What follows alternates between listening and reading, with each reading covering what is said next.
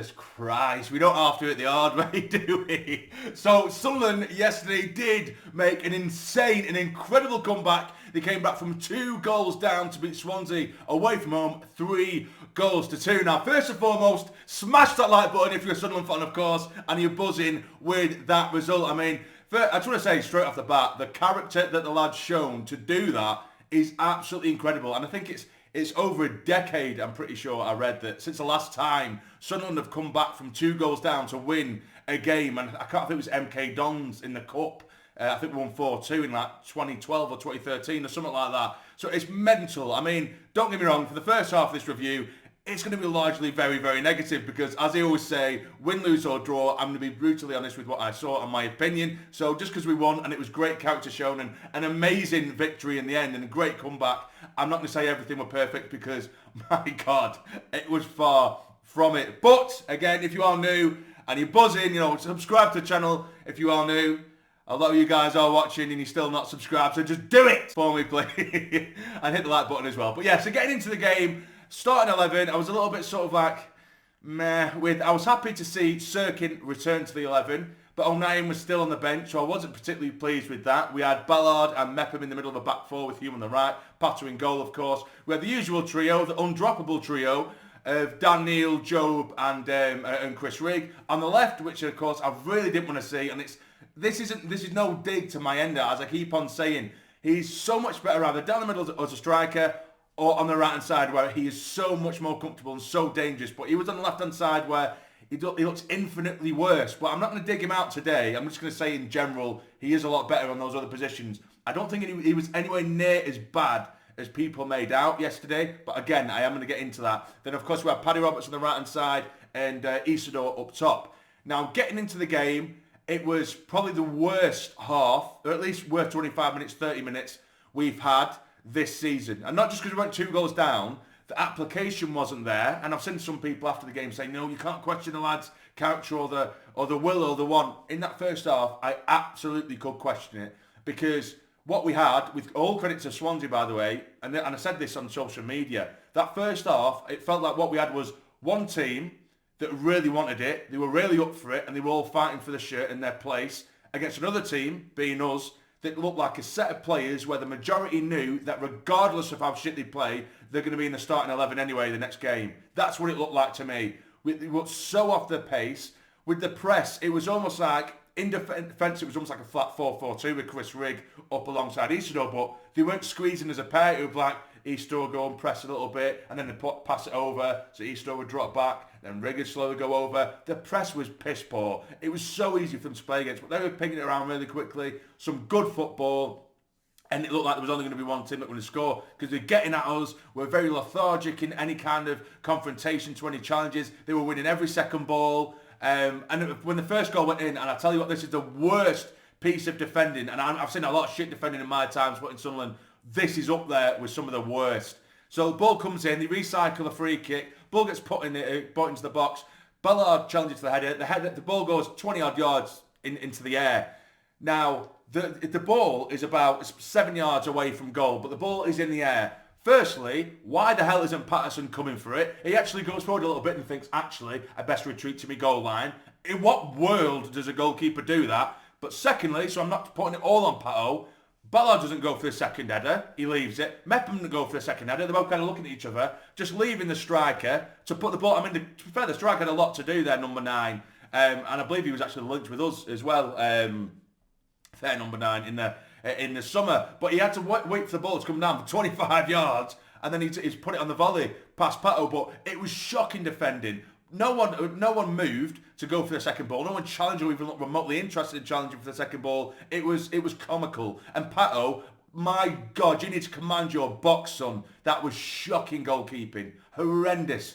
Then anyway, so then not too long after they get their second goal, Jobe, who, and I'm going to give a lot of credit later on, as I'm sure you guys will know, but again, I need to give a bit of criticism, and I can't just give and take when it's due. You know, I can't just say because someone ended the game so well, I can't not say anything prior.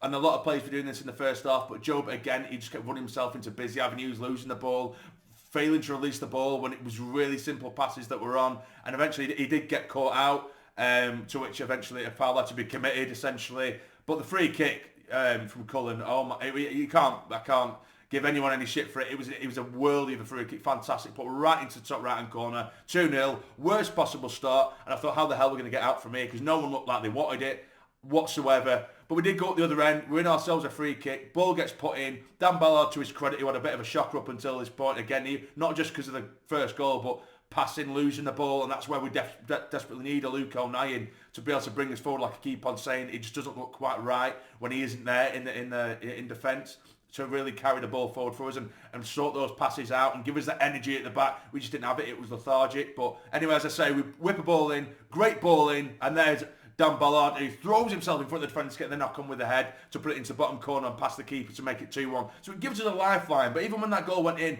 we still didn't look great. Swansea still looked the most threatening. They still had a couple of half chances, little half swings of the ball in the box. And at half time, honestly, I was fuming. And I was almost conceding the fact that, okay, we've had a good start. This is where we kind of faltered. Not being dramatic, but we were just that bad. And I'm sure I know a lot of people on social media were exactly the same. And I don't blame them. But there's a lot of people who are saying after the game, like, oh, where are all the people that were complaining the first half now? It's like, well, of course we're going to complain. Did you see the first half? We're not going to say everything was great. Of course, I'm still supporting the lads. I want them to do well. But let's call a spade a spade. That first half was vile. It was putrid. It was minging. Anyway, so second half comes out. And we were slightly better. Don't get me wrong. We were ineffective. We looked terrible that first half. The second half was slightly better from the first sort of 15, 20 minutes. We're slightly better, but I'm not going to overdo it and say we're outstanding because we weren't. We were a bit better. We had a little bit more urgency, a little bit more will and want, as I say, to get onto the ball, to get onto those second balls, to get onto the loose balls, and we was competing. When the first half we weren't. That's the word that I will say. We competed.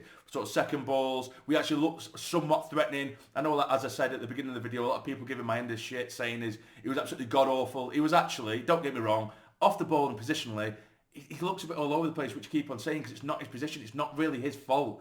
But, even though he did run into danger quite a few times, just as many times, he beat his man and got to the byline. Don't get me wrong, all of his crosses went fantastic, but he was beating his man a handful of times. He got in on the left-hand side and cut in a few times with shots that tested the keeper. So he was doing something. So to say he was completely ineffective, I think that's just a lie. Do you know what I mean? Don't get me wrong, there was a lot of frustration with him, but he was doing something. He was contributing something, albeit not a colossal amount.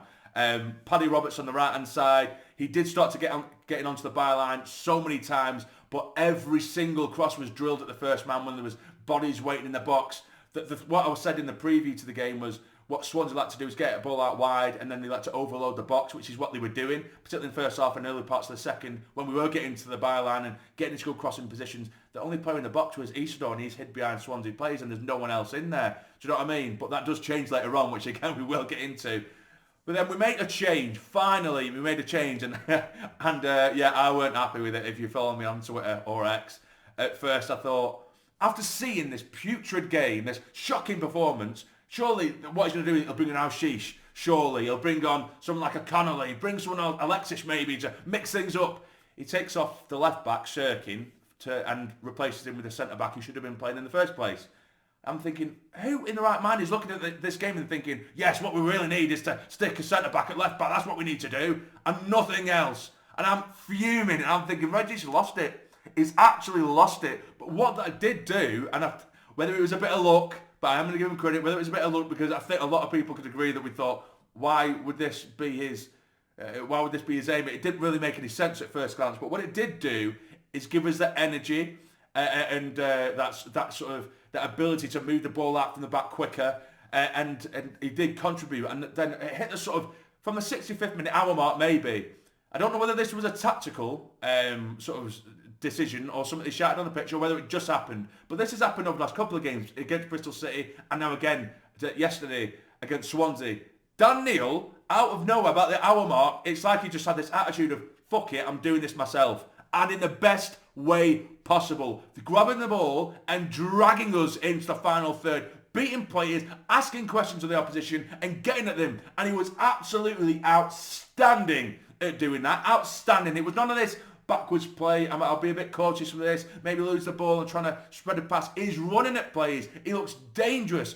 And of course, as I say this, it was only a few moments after the substitution with 09 for Sirkin, where I'm bitching and complaining. Of course, Dan Neil takes it from his half. I love the little interchange in football. Gets to Dan Neil from 25, 30 yards out. And it's a peach of a shot into the top left-hand corner, in off the underside of the crossbar to make it 2-2. And that is what I want to see from Dhannoo more. And I know there's only so much you can do that when you're sat as an anchor and sat as a holding central midfielder, particularly when in the defensive unit, he comes into the defensive line to make it a back five. So it's very hard to get into those positions, but this is where we want to see him. And that's why I just think it'd be nice to get another player in, maybe Samid or someone else new in January to take his role, because he's so good at breaking into that position area. And when he's confident, because that strike, if you look at it, it was calculated, it was calm, it was composed, and you could see what he was trying to do. For the last year or two, when I'm bitching and moaning about Dhannoo having shot here, there and everywhere, which he has been doing, and don't get me wrong, that's not lie, they've been horrible shots. They've all been sort of snapshots or, we're just, quickly, let's just lash at it. There was nothing really there's nothing calculated about it. It was just lashing at it, and they all go high and wide, and if you put 7 goals on top of each other, they still wouldn't have gone in. Do you know what I mean? But this, he had confidence just oozing through him, and again, he just had this captain's, this mature attitude of, fuck it, I'm doing this myself. And it was an outstanding strike, so I will give plaudits to Dhannoo, because absolutely outstanding, and it didn't stop from there. We kept on going. We worked the ball down the right-hand side. Paddy Roberts into Rig. He gets it to Byron. He pulls it across goal, and it just keeps. It feels like it's dragged across goal. I'm coming across goal along the floor, along the Swansea area. It feels like it takes an age. No one's getting on the end of it. Then all of a sudden, Jobe arrives late in the area, wrestles in front of his man brilliantly to knock it in past the keeper to make it 3-2. And the scenes, the limbs were absolutely incredible. And we managed to see it out to get an amazing 3-2 win. And, like I said at the beginning of the video, the character from the lads, it was outstanding. I don't question that. But we need to stop with this slow start. And it's happened for the last 10 games. It really has. The slow start, that's worrying me. We can't be coming back from 2 goals down week in, week out. But when it happens, we can celebrate it, because, my God, it was an incredible turnaround, and I will give all the plaudits. You know what I mean? But yeah, it just showed that first half, there was a little bit of almost an arrogance of, like I said, we know that regardless of what happens here, we're going to play next week anyway. There wasn't really a fight in there from anyone, from what I could see, in my opinion. But we did make it work in the second half. And like I said, it weren't like the second half started, everyone looks incredible all of a sudden. It was a work in progress. And it did kind of start on the outer mark with Dhannoo, like I said, and it seemed like it come from him. And it just spread across the team. And that's what we need a captain to do. And that is why I'm going to give Dhannoo my man of the match. Outstanding again. He did the same against Bristol City. So there we go. I'll take it 3-2. My throat's killing me and I'm shattered from work.